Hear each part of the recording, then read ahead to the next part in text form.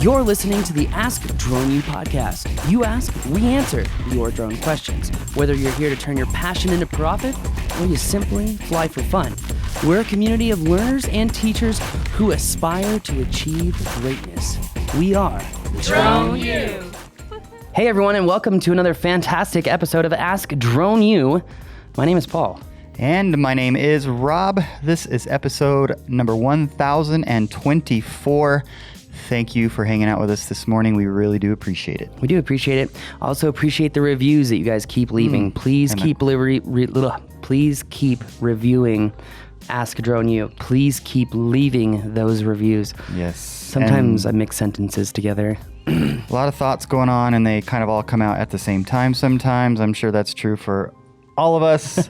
Questions as well. AskDroneU.com. This podcast doesn't exist without your participation, which means your questions. And we love hearing from you guys. So don't hesitate. Yes. Click the button, record your voice, let us know what's on your mind. Yep. Also, before we get into today's question, just a quick shout out. I want to say thank you to everyone who attended the New York mapping class that happened in what part of, I guess Suffern. It's just a little, it's the Hudson Valley, I think. Hudson Valley, yeah, beautiful just winery west area. of the Hudson. It actually ended up being one of my favorite trainings. And you know, one thing that I really appreciate hearing from our students is when they've gone to other mapping classes with other schools, and they've gone to other mapping classes with software companies who develop the mapping processing software. We had two of those in this last class, and they both came up to me, Caroletta, thank you, came up to me and said, you know, this class is so much better than the PICS class. Like, it's just so much more comprehensive, but you make it fun and you make it retainable. And we love how you have expanded on the exercises, and you've really helped hammer in the practical, realistic nature of how to do mapping. Because we do 5 exercises. Yeah. And it's something where I believe that people learn by repetition. And it's just, I'm very grateful for everyone who came. So thank you very much. And before we get into today's question, the show is brought to you by our upcoming training, which is going to be in Denver, Colorado. That's right, Denver, Colorado, in the metropolitan area. And we are doing another mapping training. Now, it's very similar to the PICS class, except we add so much more detail.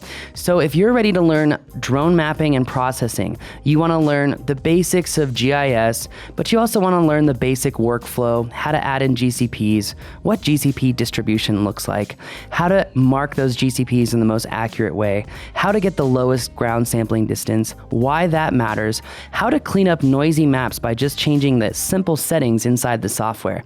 If you want to learn all of that and point cloud cleanup, DSM creation, DTM creation, 3D textured mesh deliverables for VFX studios and for scouting in the movie business, and maybe you want to learn how to edit orthomosaics to deliver super accurate orthomosaics, or maybe you want to learn exactly what it takes to create an accurate map. That way you can communicate your value to your clients. Maybe you want to learn how to sell. Well, we include that in the class as well. And in fact, we go over how to do, yes, simple measurements, but we also showcase how to do volumetric measurements in multiple softwares, not just Pix4D, because there are other softwares, and I have to say it. Yeah, I'm doing a little teaching on Drone Deploy, but the only thing I'm using Drone Deploy is for volumes, and we are actually going to be working now with Propeller Aero and going over how to use their system, because it's phenomenal for construction. So if you want to learn the power of the data, the value of the data, how to create the data, how to manipulate the data, and even more importantly, how to gather the imagery from the sky, the acquisition side, the part that no one else teaches in their classes, then you've got to come to a Drone U mapping class. It's very simple. If you want to be the best, you've got to learn from the best. And just know, with our passion and our care to really drive everyone else forward and move others forward, you're coming to the right place. So if you want to retain, you want to learn, and you want to have a great experience that's going to drive revenue and literally pay off, then you've got to join us for an upcoming mapping class. Rob, you're going to have to give them the link for the class itself. You can also check out all these classes. Just go to droneu.education and go to training events. And under training events, you'll you'll see the upcoming classes. We're going to be renaming those drone mapping boot camp because it really is a boot camp. It's an astronomical amount of information. But here's the other thing. As a DroneU member, you're going to have access to 90 days inside the DroneU community, so you can rewatch the class that you attended in person over and over and over again just to ensure that you retained it. So if you're like me and you want the no BS, quick stairs to the top or the escalator to the top, but you want to have fun on your way up, then you've got to join us for a class. And also, we have a huge announcement to showcase about our flight mastery class, but we can't do it today. We got to wait until the announcement goes live on Wednesday of this week. But let's just say that our flight mastery class will literally pay itself off in time, but we can't tell you why. Just join us for the next Denver mapping class. And we also have a flight mastery class that'll be in September. I believe it's the 15th. 12th? Oh, the 12th, excuse me, the 12th to the 15th. So make sure you check that out, droneu.education, go to training and then training events. See you there. Hey, Paul and Rob, this is Ron Jorgensen with Bay Area Studios down in South Texas. You've given us a lot of helpful hints about maintenance on our drones, from changing out propellers for every 50 hours of flight, and actually even suggesting that when DJI upgrades, we go ahead and upgrade to a new aircraft to kind of help with the maintenance. Was one thing, though, that we haven't touched on, and that was the little mini SD card that is in the aircraft for recording the pictures and the audio and the video. I was wondering what your suggestion was on replacement of that, because clearly you don't know until the flight's over if you have it. I was wondering if you had a methodology for changing that out periodically. Appreciate everything you guys do. Keep up the good work. Thanks. Oh, Ron, thank you very much for the question. You know, it's interesting because that is, cards have been going in drones for years, and that's the first time we've heard that question. It's actually a very good, succinct, specific question. And I know you include this in your SOPs, so it's actually probably learned the hard way, I'm afraid. So this is, again, another reason to come to I'm sorry to bring this back to a drone mapping class, but I'm going to do it because it matters. But in the forms that we give out, we actually have a glitches when using particular apps.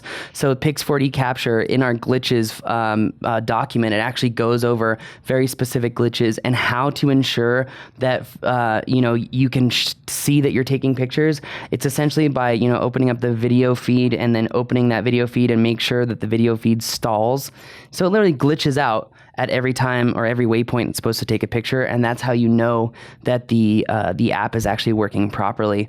In addition, in our workflow guide, we talk about checking your data before you finish that particular mission and move on to the next one. So, checking data has to be a fundamental part of your standard operating procedures.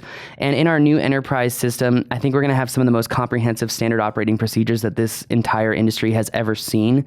And I think, thanks to a very good close friend of DroneU, it's going to be that way for a reason, and that's to help other people out. Right. Now, that being said, if you watched our recent enterprise webinar on standard operating procedures, you'll know how important this very small particular issue can be.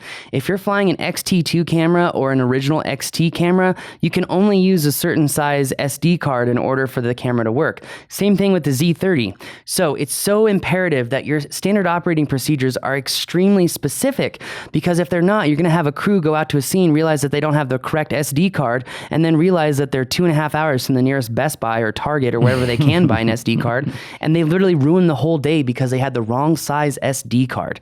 Now, while that's one particular issue on the size of the SD card, in my standard operating procedures, Rob, I've recently changed my entire philosophy on SD cards as a whole. Kind of treat them like propellers. I do. Actually, I treat them lower than propellers. Meaning they have less time. They have less time. They don't even get the respect of propellers. No, actually, they get more respect than propellers, right? Or I don't know. I guess it's all a matter of perception. Yeah. I don't know. You decide. But, what I've recently done is because I learned one of the toughest, most crappy lessons in my entire life because of SD cards, Rob. They're so critical. They are. And literally, Austin Keene and myself made a video called "My SD Card is Corrupted" because it literally ruined an entire shoot. Was he playing for his us. little ukulele Yes, or whatever yes. playing? And I won't reenact what the song because I'm not the best of singers. But I will say that on another shoot with Austin, I had a terrible experience driving out to San Diego to do that shoot. And then on my way back, I had a hard drive fail from static electricity on the iMac. And I think you remember this whole thing. And the only footage that I could recover was what I had sent them on iMessage, which was really, really crappy. And I haven't done very many shoots with Austin since that because he has a bad taste in his mouth, even though it has not my fault at all. Right. So now what I do, because I've learned my lesson extremely hard, is I have realized that the data that I took on those SD cards should just stay on the SD cards.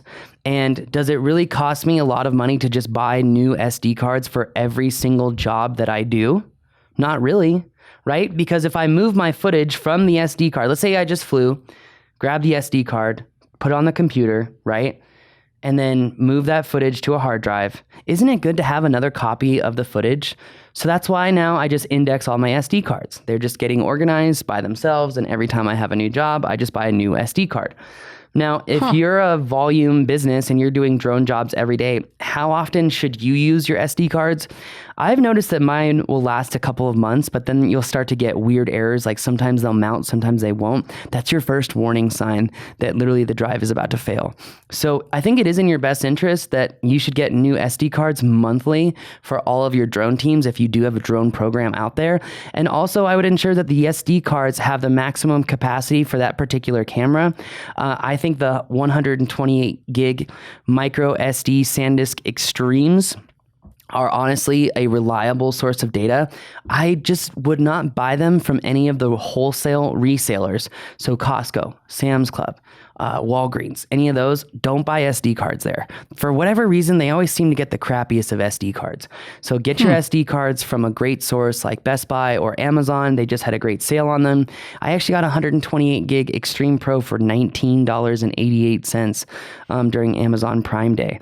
So if you're like me, you're also going to need a micro SD card holder, but maybe you should get a new one of those literally every month. And that way, all the SD cards from those jobs are now going to be safely stored in another location. That way you always have a backup of a backup of a backup. All right. That's kind of my 2 cents. I don't really have any more to say about it other than in your SOPs, you should ensure that every team has the right size cards. They should always have new cards monthly if you're doing a lot of volume work. If you're not doing a lot of volume work and you're doing everything job by job, then I would say, you need to have new cards for every job. And the other thing is, this is so crucial. So I can't believe I almost forgot this. Whenever you buy a new card, you need to stick it in the bird, format the bird, and you also need to go fly around and take some pictures and just make sure that the bird works. Yeah. Also, like we used to do on GoPros, if you remember, take video for longer than 10 seconds. Because if you have a bad SD card, chances are they won't take video for longer than 10 seconds. That's if they are utilizing the FAT32 file formatting system. So that's really going to help you understand that as well. But here's the thing. You got to format those cards. You got to make sure they're working before you go out on the job. In addition, gosh, there's just so much about this. My mind's on fire right now, Rob. This is great. So I'm sure they're loving it. No, I just wanted, let's see, new cards, make sure that they're working. Checking them in the field. I remember. So one of the other big issues I'm seeing at our flight mastery trainings is I'm seeing that a lot of people, and this is also at our mapping trainings, a lot of people leave all the default file storage settings on their DJI bird. So once they go past file 999, so 999, now the drone starts erasing all the other files that they had already taken. So that's when file index mode is set to reset. So essentially, once you write 999 files, it just starts writing over the old stuff. You have to ensure that the drone is set up in continuous mode. So if you open up DJI Go 4, you're going to go in the bottom right-hand corner, open up the camera settings menu, and then in the far right, the little gear, open up the gear and go down, and it'll say file index mode, and you have to make sure it's in continuous. This is something that's in our Don't Crash course. If you've missed it, it's on you, not on me. If it's, I'm just kidding. If you are one of our new enterprise clients, then you know it's in there because I make a big stink about it. So make sure that you are following that rule as well. So many rules to follow. This is why I'm so excited about our enterprise training, because I've seen what other people are doing, and there's a reason people come back to Drone U, and that's all I'm going to say because I don't need to say anything else. Right on. So yeah. So hopefully that answers Ron's question. I'm sure it does. Probably went a little bit different direction than what he was expecting, but hey, I think you're hearing it from the horse's mouth. And like we've always said, we try to teach from experience, from actual drone work. And so you're getting those procedures that are used by Paul and others that are Drone U related in their actual work. So thank you for the question. AskDroneU.com for all of you who have a question like Ron did. Please send those questions in, and thank you for listening to us. And thank you for listening and coming back. Please share the show with someone else. You never know who it might end up helping. That's going to do it for us today, though. My name is Paul. My name's Rob. This is Ask Drone U.